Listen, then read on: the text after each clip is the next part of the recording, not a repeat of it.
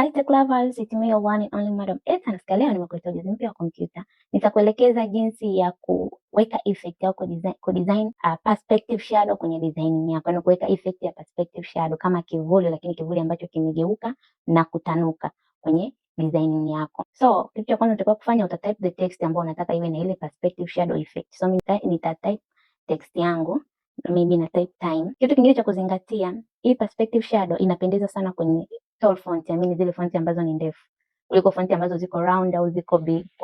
Vizuri ukatumia tall font ili kuweza kuapply perspective shadow. So nimetype neno langu time, nitaliadjust size ili lionekane liwe kubwa, maana ndio linapendeza zaidi. Then nitali position center like hivi middle, yani kwenye neno yangu. Baada ya hapo nitali convert to smart object. Time ile hapa neno nita convert to smart object, then nitaduplicate, nita right click tena nita duplicate layer, au unaweza kubonyeza control and J ku duplicate layer. Then nitali drag down kwa nitakushusha hadi chini lianzie pale ambapo ile original layer imeishia like this. Hakikisha limekaa kwenye usawa. So hizi guides zinakupa mwongozo kuonyesha kwamba hizi zimekaa kwenye usawa mwanzo, nini zina uwiano mzuri, hamna moja iliyochomoza kuliko nyingine. Baada ya hapo kwenye ile ya copy hiyo ya time nitabonyeza control and T, then nitai flip vertical, yani nitaigeuza, nitaibidua like this.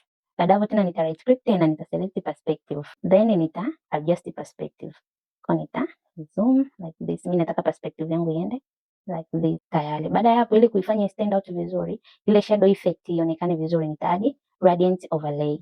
So nitakuja kwenye layer style, nitaadi gradient overlay. Position ya gradient overlay yangu sio ambapo mimi nataka. So nataka gradient overlay yangu iwe hapa hivi mwanzoni mwa neno la sio mwisho. Kwa nita switch off reverse. Nimekaa kwa nitakuwa na position vile ambapo mimi nataka. Somehow yani iweke ile kama something like shadow hivi ya mbali, isiwe shadow ambayo imekolea sana like this. Then nitakuja kwenye original layer na yenyewe nitaiwekea gradient overlay kama hivi. Sasa ili kuonyesha hii ni shadow ambayo ime reflect uhalisia wa shadow, hii gradient overlay na yenyewe nitai reverse ili iwe huko mwisho. Yani original layer gradient overlay ianzie mwisho, while copy layer gradient overlay ianzie mwanzo, nizikutane center. So nita switch on reverse, then nita position as you can see like this.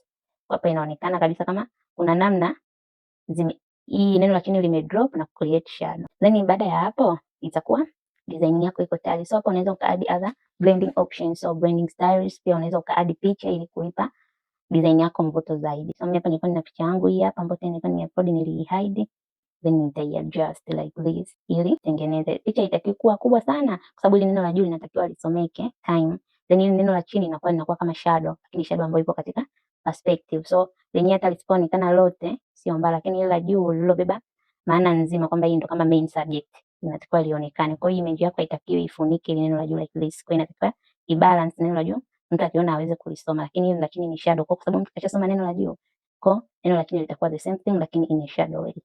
So image yangu hii hapa. Nimetumia image ya black and white kwa sababu gradient ambayo nimeitumia kwenye neno langu time ni gradient ya black and white. Unaweza ukachange gradient colors kutokana na aina ya design yako. Unaweza kutumia orange and white, red and green na kadhalika. So make sure image ambayo kama utaposition image ambayo utaposition hapa ina balance vizuri, ina match colors ambazo umezitumia as a gradient overlay kwenye maneno yako. And this is how we do it. Thank you for watching guys. Please subscribe to my YouTube channel, like, comment, save and share. Bye.